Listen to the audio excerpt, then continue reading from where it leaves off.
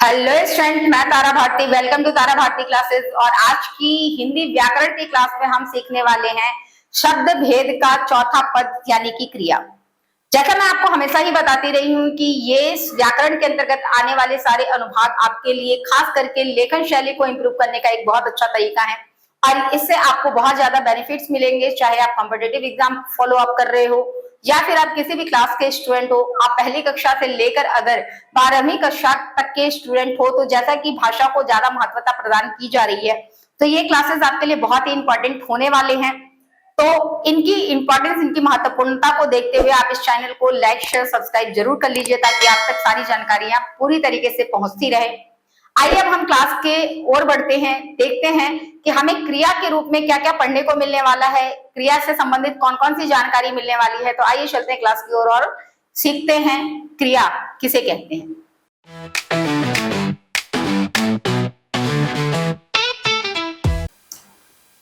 जैसा मैंने आपको बताया कि ये शब्द भेद का चौथा पद है।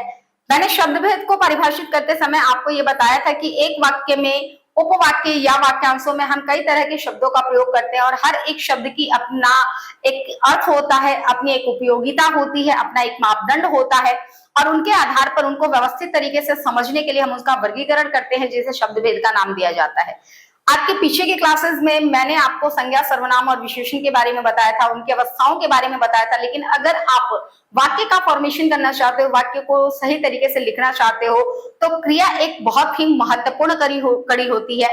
क्योंकि जब भी हम सेंटेंस बनाते हैं, सेंटेंस की रचना करते हैं, तो क्रिया का स्थान सबसे सर्वोपरि माना जाता है। जैसे कि आप जो वाक्य लिखते हो वो कर्ता, क्रिया और कर्म के रूप में लिखते हो, तो क्रिया वास्तव में होती क्या है?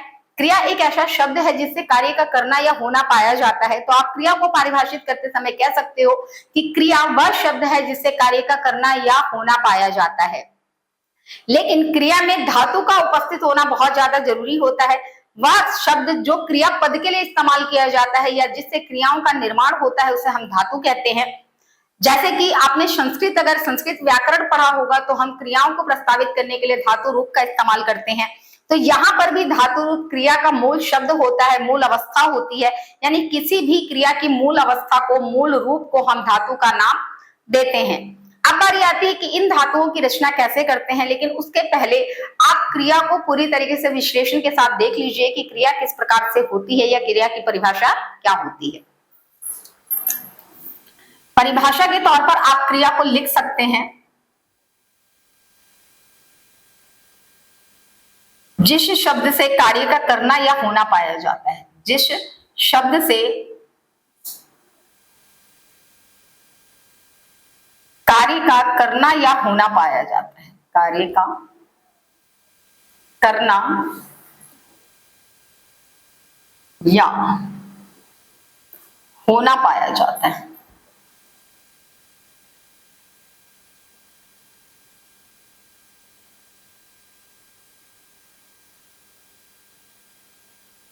उसे क्रिया कहा जाता है। हम यहाँ पर एक उदाहरण लेकर देखते हैं कि क्रिया इसमें किसे कहा जाएगा। तो उदाहरण के तौर पर अगर हम मान लेते हैं, कोई भी एक सेंटेंस ले लीजिए, जैसे कि बच्चे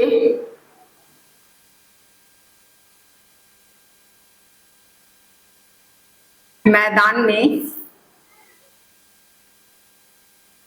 खेलते हैं।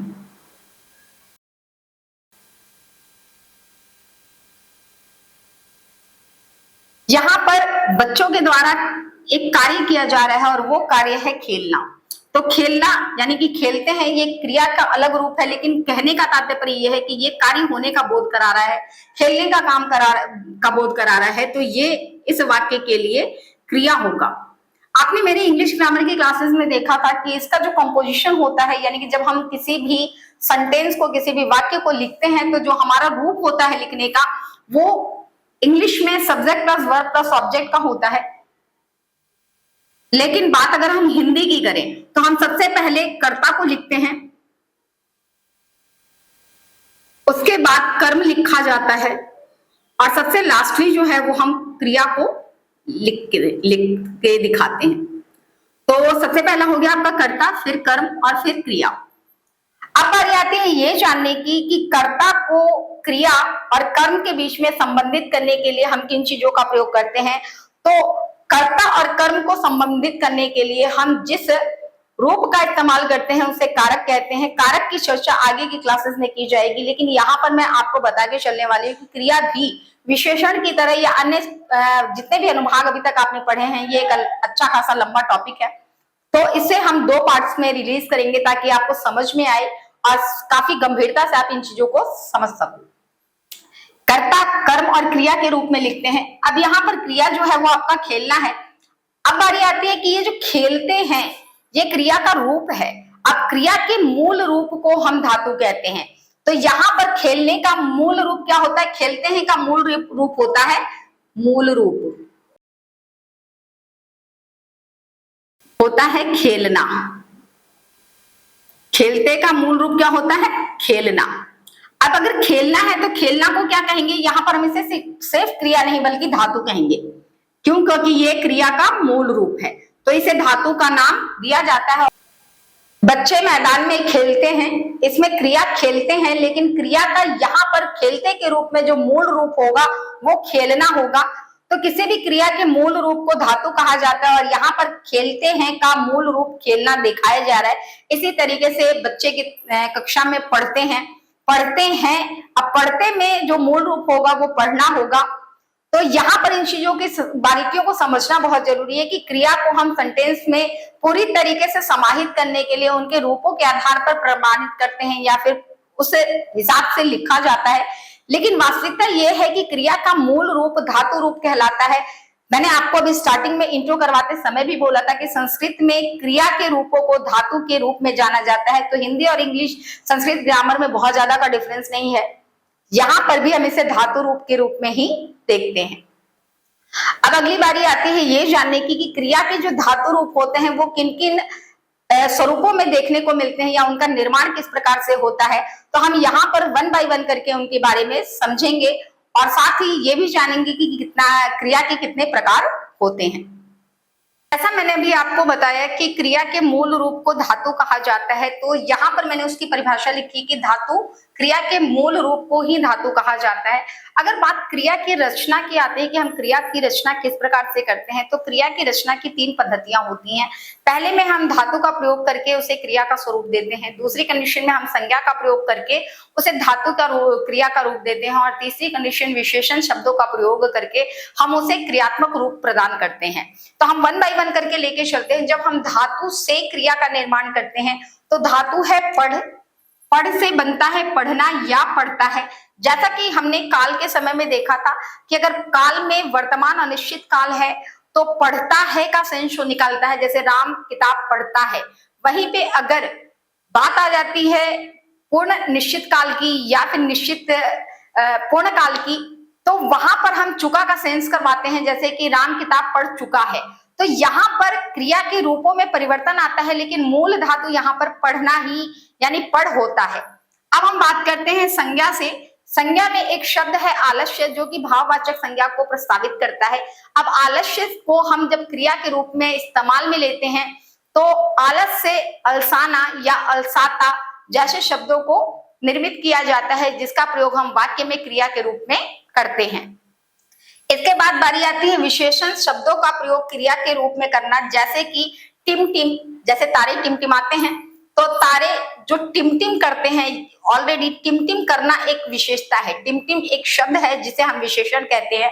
अब इस विशेषण शब्द का प्रयोग हम वाक्यों में क्रिया के रूप में करते हैं, जैसे कि तारे टिमटिमाते हैं या तारा टिमटिमाता है। ऐसे शब्दों का प्रयोग करके हम उसे क्रिया के रूप में रूपांतरित कर वाक्यों में प्रयुक्त करते हैं। इसके बाद की जो अगली कड़ी है उसमें आपको ये जानना है कि क्रिया के कितने प्रकार होते हैं, और क्रिया के प्रकार को अगर हम विवर्णित करने लगे तो उनकी संगठन या उनकी संरचना के आधार पर भी हम उनका वर्गीकरण करते हैं, जिसके बारे में हम अपनी अगली कक्षा में अगले क्लास में देखेंगे। लेकिन फिलहाल यहाँ पर हम क्रिया के मूल प्रकारों के बारे में जानेंगे कि क्रिया मूल प्रकार से कितने प्रकार की होती है। तो ये 2 प्रकार की होती है, एक होती है सकर्मक क्रिया और दूसरी होती है अकर्मक क्रिया। अब सकर्मक और अकर्मक के बीच का क्या फासला है या क्या डिफरेंसेस है, ये समझने के लिए क्रियाओं के स्वरूप को समझना बहुत ज्यादा जरूरी हो जाता है। और मैं आपको रिमेंबर एक बार फिर से करवा देना चाहती हूँ कि अभी तक अगर आपने चैनल को लाइक शेयर सब्सक्राइब नहीं किया है तो फटाफट कर लीजिए, क्योंकि बहुत सी जानकारियां हैं जो आप तक पहुंचते पहुंचते रख जाएंगी अगर आपने इस पूरे के पूरे टॉपिक को नहीं समझा है, या आपके इस समझने में कहीं पे भी मिसअंडरस्टैंडिंग आ रही है, या आप इसको कैपेबल नहीं हो पा रहे, कंटिन्यूटी के साथ नहीं ले पा रहे हो, तो आप इसे शेयर जरूर कर लीजिए, सब्सक्राइब जरूर कर लीजिए, ताकि ये वीडियो आपके पास सेव हो और आप इसको जब चाहो तब देख सकते हो और अपनी चीजों को बारीकी से समझ सकते हो।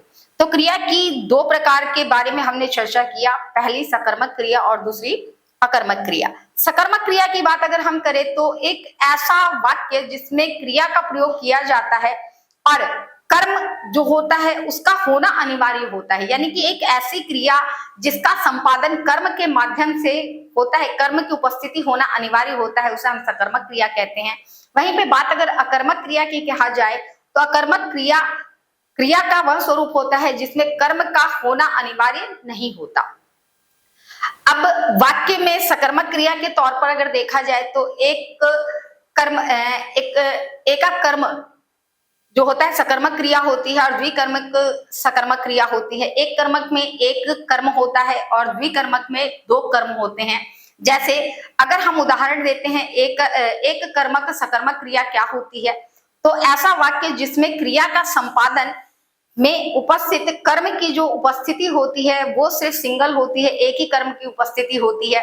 जैसे राम किताब पढ़ता है, अब राम किताब पढ़ता है इसमें एक ही क्रिया है, एक ही कर्म है, लेकिन राम राधा को किताब देता है इसमें दो कर्म है।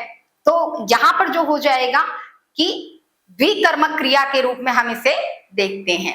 और अकर्मक क्रिया में माध्यम की आवश्यकता नहीं होती, कर्म की आवश्यकता नहीं होती। यहाँ पर आपने क्रिया के दो प्रकारों के बारे में जाना। क्रिया और भी अलग अलग प्रकारों में होती है जो संरचना के आधार पर होता है, जिसके बारे में चर्चा हम अपनी अगली क्लास में करेंगे। आशा है आपको इससे बहुत सी जानकारियां मिल रही होंगी। और अगर आपको अभी भी लगता है कि कुछ टॉपिक्स आपसे छूट रहे हैं या फिर मैं उन्हें नहीं आपको बता रही हूँ या समझा पा रही हूँ, तो आप कमेंट बॉक्स में जाकर कमेंट जरूर कीजिएगा कि अभी आपसे कौन कौन से टॉपिक्स छूट रहे हैं जो आपको जानना ज्यादा जरूरी है।